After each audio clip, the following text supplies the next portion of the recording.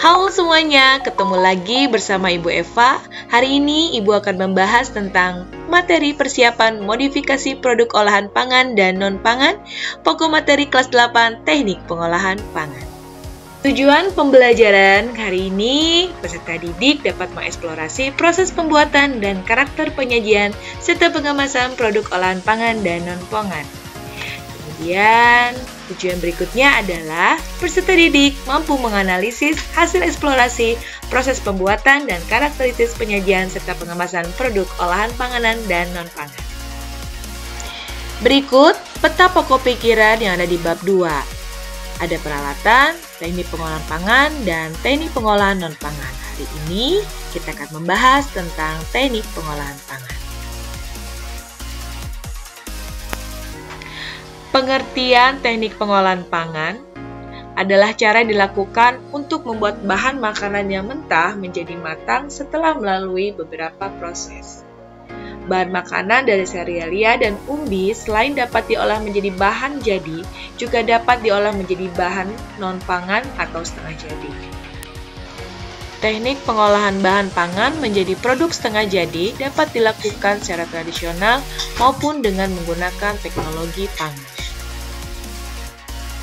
Teknik pengolahan pangan dibagi menjadi dua, moist head cooking, yaitu pengolahan bahan makanan dengan menggunakan bahan dasar cairan untuk mematangkannya. Suhu cairan pada teknik pengolahan makanan panas basah tidak pernah lebih dari suhu didih. Yang kedua adalah dry heat cooking, yaitu teknik pengolahan mengolah makanan tanpa bantuan bahan dasar cairan untuk mematangkannya.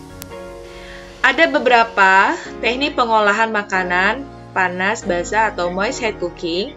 Yang pertama ada boiling, kedua poaching, ketiga braising, keempat stewing, kelima steaming, keenam simmering, dan ketujuh au bain-marie.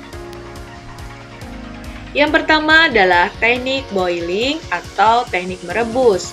Adalah mengolah bahan makanan dalam cairan yang sudah mendidih. Cairan yang digunakan dapat berupa air, kaldu, dan susu. Caranya, bahan makanan dimasukkan ke dalam cairan yang dingin atau dalam air yang telah panas. Yang kedua, teknik poaching, teknik merebus menutup bahan pangan.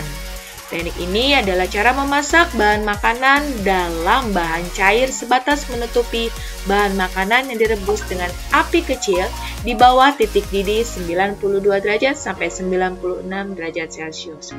Bahan makanan yang di-poach ini adalah bahan makanan yang lunak atau lembut dan tidak memerlukan waktu lama dalam memasaknya, seperti buah-buahan, sayuran, telur, dan ikan. Cairan bisa berupa kaldu, air yang diberi asam, atau cuka dan susu. Yang ketiga adalah braising, teknik merebus dengan sedikit cairan. Teknik braising adalah teknik merebus bahan makanan dengan sedikit cairan, kira-kira setengah dari bahan yang akan direbus. Dalam panci tertutup dengan api dikecilkan secara perlahan-lahan. Efek dari braising ini sama dengan menyetup, yaitu untuk menghasilkan bahan makanan yang lebih lunak dan aroma yang keluar menyatu dengan cairannya. Berikutnya adalah stewing atau teknik menyetup atau menggulai.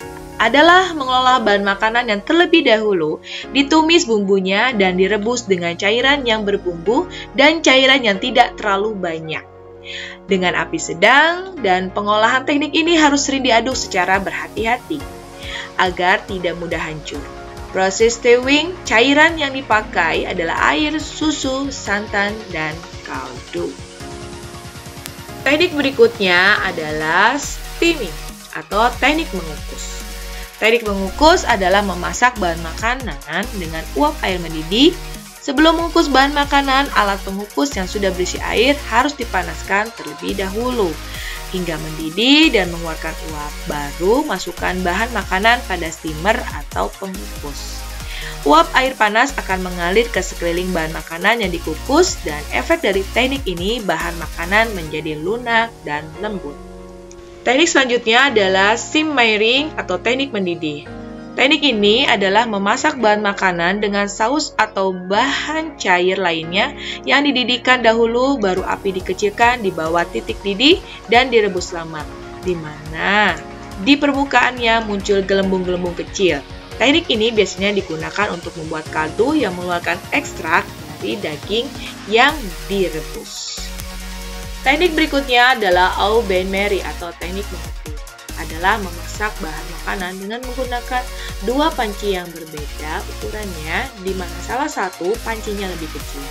Cara ini memang memerlukan waktu yang lama seperti nasi tim dan mengetim coklat.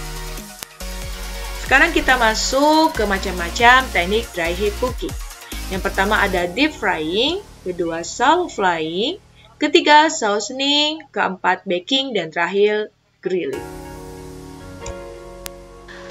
Teknik yang pertama adalah deep frying, yaitu teknik menggoreng dengan minyak banyak. Teknik ini adalah memasak bahan makanan dengan menggunakan minyak atau lemak yang banyak sehingga bahan makanan benar-benar terendam dan memperoleh hasil yang kering atau crispy.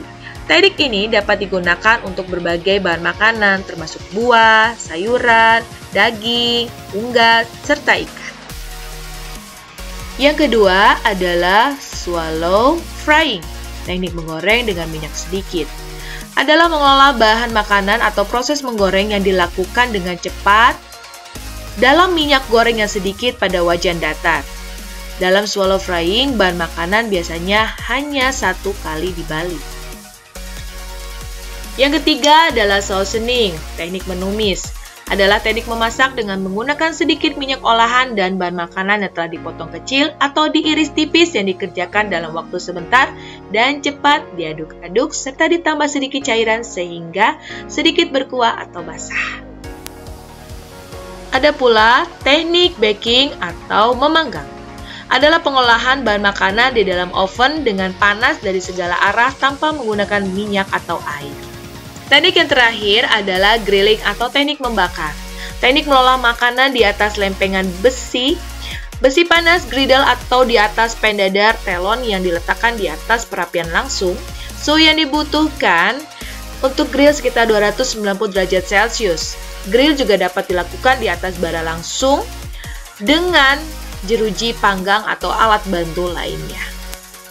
Ada pula teknik pengolahan lainnya, menghaluskan, mencampur, menyaring, atau memeras, atau tidak dimasak. Menghaluskan adalah membuat bahan pangan menjadi halus dengan bantuan blender, parutan, maupun ulekan. Mencampur, menyatukan bahan pangan menjadi tercampur rata. Memeras atau menyaring, membuat bahan menjadi halus dengan alat penyaring dari saringan kawat atau kain penyaring, memperoleh cairan yang jernih. Tidak dimasak, bahan makanan yang langsung dimakan atau mentah. Sekian, terima kasih. Semoga bisa memberikan wawasan kalian semua.